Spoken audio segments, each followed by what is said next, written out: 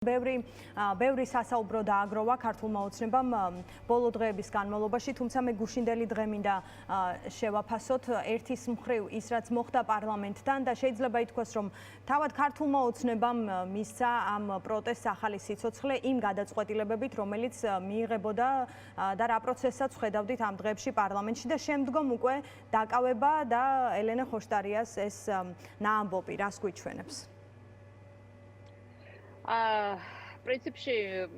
არის დავიწყებ ალბათ იმით, რაც აუცილებლად უნდა ვთქვა, ეს არის სოლიდარობა ელენეს და ყველა იმ ქალს, რომელიც ძალიან აქტიურად იბრძვის რეჟიმის წინააღმდეგ. ყველას უნდა ესმოდეს, რომ მართალია ეს ელენეს ვერაფერს ვერ დააკლებს და იმ ქალებს, ვინც მთელი ამ პერიოდის განმავლობაში იზოლატორებში ან განყოფილებებში წარმოუდგენელი არაადამიანური მოპყრობის და წამების ხორბლი გახდნენ,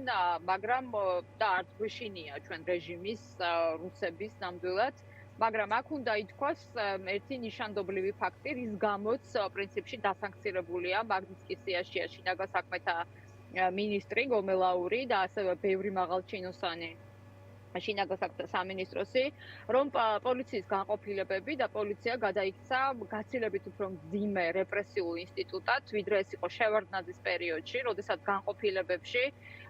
სცემდნენ და აწამებდნენ ადამიანებს პოლიციის განყოფილებაში რომ მოხვდები და განყოფილებამდე, ანუ პოლიციელები რომ დაგიჭერენ და შემდეგ განყოფილებებში რომ შეგიყვანენ, იქ ხდება წარმოუდგენელი რამ. ეხლა მე მაგალითად ფიქრობ, რომ ჩვენ ბევრი მსმენია და ბევრი გვისაუბრია მართლაც ადამიანის უფლებების კონტექსტში, ადამიანის უფლებების დარღვევაზე, მათ შორის ქალების უფლებების ხელყოფაზე და ასე შემდეგ, მაგრამ ის რაც ხდება საქართველოში და როგორც უსწორდებიან ქალ პროტესტის მონაწილეებს და თქვენ წარმოიდგინეთ ეხლა პოლიტიკოსებს და აქტიურ ქალებს, რომ ესეთ მდგომარეობაში აგდებენ ჩვეულებრივი მოქალაქეების, ვისაც არ აქვს საშუალება რომ საჯაროდ გამოიტანოს თავისი მთელი ეს სათქმელი რა დღეში ატარებენ, ამიტომ პოლიციის განყოფილებები ეს არის ზუსტად ის ადგილი, სადაც აი მზიაამაღლობელს როგორც ექცეოდნენ, მაგალითად აფურთხებენ პოლიციელების სახეში ქალებს, აშიშვლებენ და ხელბორკილებს, ეხლა ელენე რასაც წერს, რომ ისე შემიკრეს ხელბორკილი, რომ ძალიან მჭიდრო იყო, ხო? ეს ყველა კონვენციით აკრძალულია, არ შეიძლება ხელბორკილის ისე დადება, რომ ადამიანმა განიცადოს ფიზიკური ტკივილი და მით უმეტეს ცემა განყოფილებაში, რომ ყბაში და კბილებზე დაზიანება მიაყენეს მას. ხო, ამიტომ ყველაფერი ჩვენ რასაც უყურებთ, ყველაფერი ეს არის ერთ კონტექსტში განსახილველი, საქართველოს მოქალაქეები, პოლიტიკოსები, ქალები, აქტიური, ყველა ის პროტესტის მონაწილე, ვინც ამდენი ხნის განმავლობაში არის ქუჩაში, ჩვენ ვეწინააღმდეგებით საქართველოს რუსიფიკაციას, რასაც ჩვენ ეხლა აქტიურად ვადევნებთ თვალს ზუსტად იმ საქართველოს ღალატის კომისიაზე, მე ესე მინდა უწოდო ამ კომისიას, საქართველოს ღალატის კომისია, როდესაც რეჟიმი ასამართლებს საქართველოს, არა მხოლოდ იმ გენერლებს, ვინც წარსდგენ საქართველოს სახელით, არამედ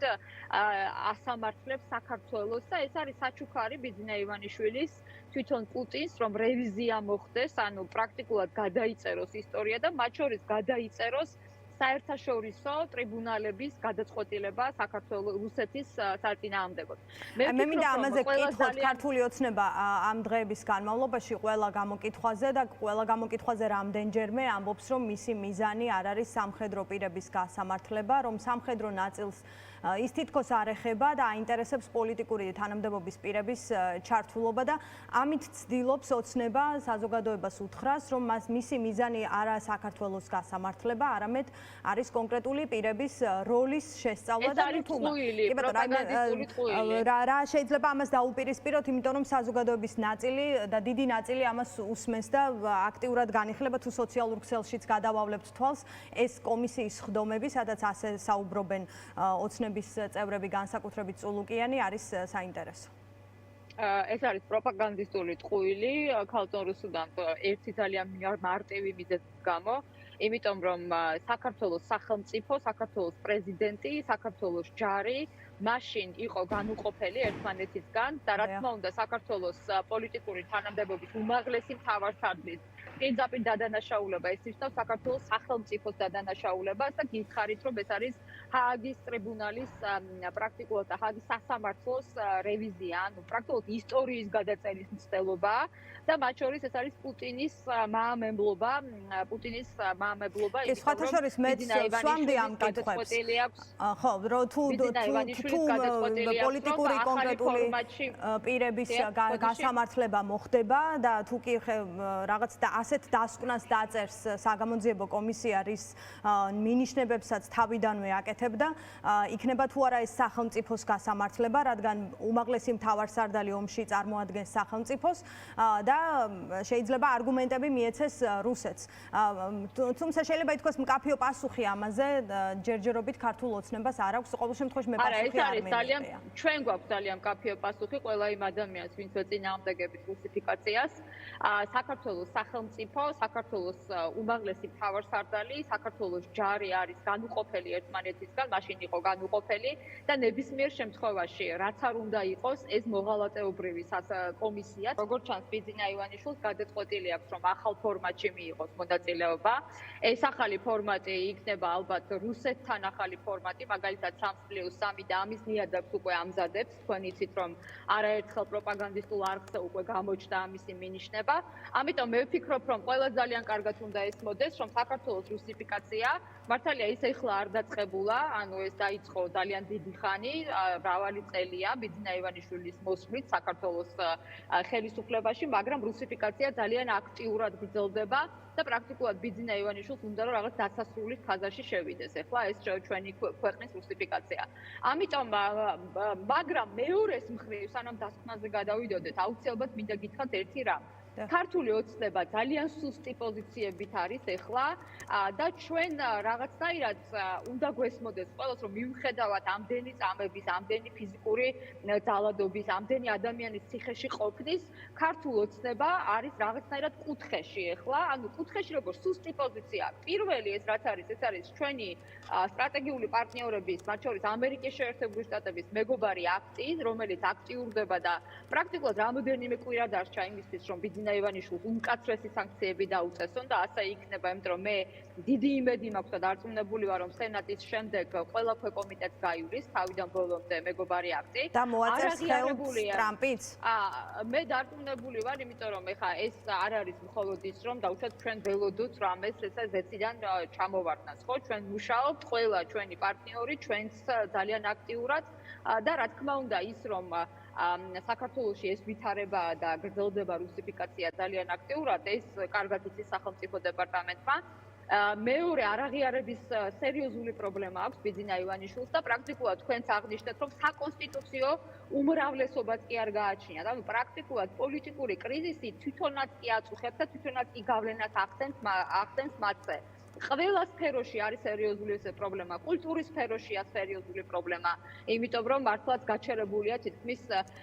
როგორც სახელმწიფო ინსტიტუტის სხვადასხვა კულტურის სფერო. ყველგან განათლების ჯანდაცვის, ყველგან აბსოლუტურად გარდა იმისა, რომ ჩვენ ვხედავთ გაცხოველებულ რეპრესიულ ინსტიტუტად გადაქცეულ საქართველოს პოლიციელს, რომელსაც არაფერი საერთო არ აქვს საქართველოს სამსახურთან და რომელსაც იმისიც კი ერიდება, რომ რუსეთმა დაიწყო ომი და რუსეთი ოკუპანტია, ამ ხელა ესეთი ინდოქტრინიზაცია მოახდინეს პოლიციელებისა, ქალებს აშიშვლებენ, ცემენ და ყბებში ურტყავენ და აფურთხებენ. აი ამის მიუხედავად ეს რომ გვერდზე გავწიოთ, ისინი არიან ძალიან სუსტ პოზიციაში. ყველაფერს რომ თავი დავანებოთ, ისტორიულად ძალიან სუსტ პოზიციაზე არიან. იმიტომ რომ ნამდვილად, ანუ ეხლა რომ ამბობენ, რომ ჩვენ რაღაც აი ნახეთ ვიღაცას ომი უნდა და ვიღაცას ეს უნდა და დანგრევა უნდა და ეხლა ეს ხო იცია რომ არ არის სიმართლე. მაგრამ სიმართლე ის შეიძლება ძალიან მალე აღმოჩნდეს, რომ რუსიფიკაცია თუ დასრულდება, ისე როგორც ბიძინა ივანიშვილს უნდა, კი, ჩვენი შვილები და ყველა საქართველოს მოქალაქე ახალგაზრდა შეიძლება რუსეთმა გარეკოს ომში სხვადასხვა ტერიტორიებზე. ამიტომ ეს არის ძალიან მნიშვნელოვანი გვესმოდეს, რომ მიუხედავად იმისა, რომ ჩვენ ძალადობის ობიექტი ვართ, აქტიური მოსახლეობა, აქტიური მოქალაქეები, პოლიტიკური პარტიები, მიუხედავად ამისა, ქართული ოცნებაც არის კრიზისში. მათ აქვს სუსტი პოზიციები და მე ვფიქრობ, რომ ეს კომისია რომელიც საქართველოს ღალატის კომისია და ესე უნდა დავარქვათ და ესე უნდა უწოდოს ყველა აი ამ მოღალატეობრივ საქმიანობას, რომელსაც ეძახიან კომისიას, მე მომწონს თუ არა ის, რომ საქართველოს შეიარაღებული ძალების თქვა გენერლები მივიდნენ თუ არ მივიდნენ ეს სუბიექტურ ახმაზეა დამოკიდებული ეს მომწონს თუ არა არავის არ აქვს უფლება ნაომარი გენერალი საქართველოს ჯარის სამხრეებით იჯდეს იქ და რუსებმა ისინი გაასამართლოს. ჩვენ ყოველგვარი სუბიექტური დამოკიდებულების გარეშე ჩვენ უნდა დავიცვათ კი ჩვენი ჯარი და ჩვენი გენერლები. ეს ყოფილი ჯარისკაცია თუ ყოფილი თქვათ მოქმედი ჯარისკაცი ამას არავითარი მნიშვნელობა არ აქვს. აი თქვენ ამბობთ ბევრ მიმართულებას სადაც ქართული ოცნება ავლენს სისუსტეს და ის სფეროები რაც ჩამოთვალეთ იმ სფეროებს დიდი ხანია პრობლემა აქვთ და დროდადრო ამ სისუსტეს კიდევ უფრო ცხადად ხედავთ. მეგობარი აქტი ახსენეთ, რაზეც უკვე მწვანე აუნთეს, ასე ვთქვათ, სენატში ამ კანონპროექტს და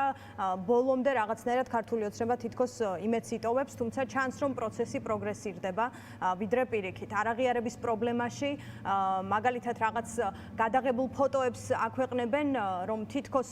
მისი აღიარება ხდება მაგალითად ავსტრიის საგარეო საქმეთა მინისტრის მიერ, მაგრამ ხედავთ რომ შეხვედრა არც თუ პოზიტიურია. თუმცა აი ნახეთ ქართული ოცნება ხედავს რომ ბევრი მიმართულებით აქვს პრობლემა და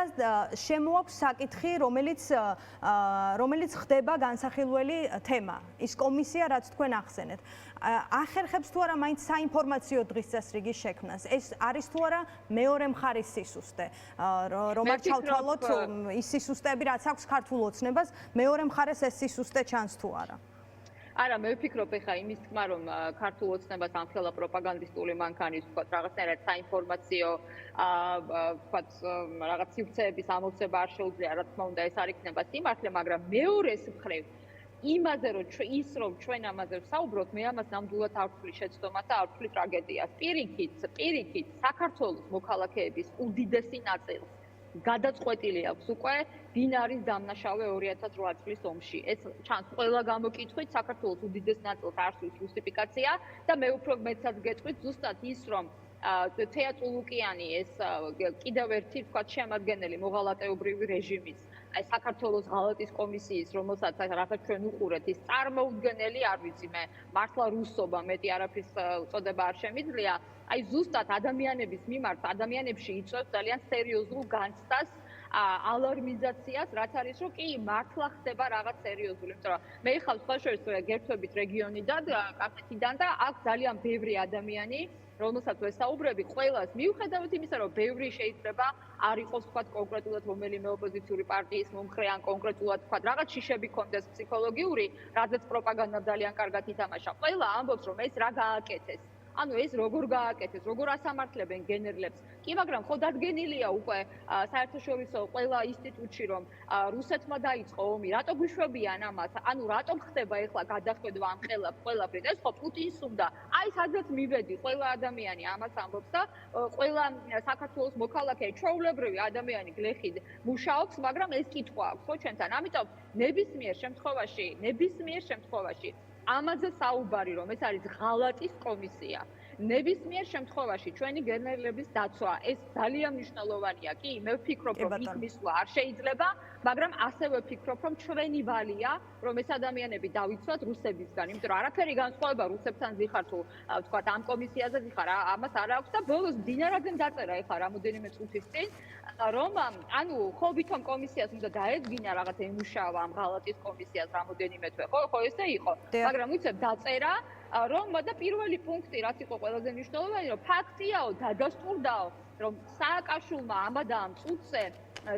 ცეცხლი გახსნაო ანუ რასაც პუტინი ამდენი ხნის განმავლობაში და მედვედევი ამბობდნენ რაზეც მთელი ჩვენი საერთაშორისო თანამეგობრობა შეთანხმებულია რომ ესე არ არის და პირიქით რუსეთი იყო დამნაშავე ზუსტად არც ერთი ჩვენი სამხედრო გადანაშაულებული არ არის და რა თქმა უნდა არც პრეზიდენტი სააკაშვილი არც ერთი მაღალჩინოსანი წინა ხელისუფლების ზუსტად არც ერთი საერთაშორისო ასე ვთქვათ სასამართლოს მიერ აი ეს გააკეთეს რომ პუტინს პირდაპირ საჩუქარი ჩაუდეს ხელში მე ვფიქრობ ესე ხალხურუსთან ჩვენ არ გვაქვს სუსტი პოზიციები ჩვენ ვართ ძლიერი პოზიციებიდან კი მათ აქვს რა ვიცი ავტომატები რაღაცა წყლის ჭავლები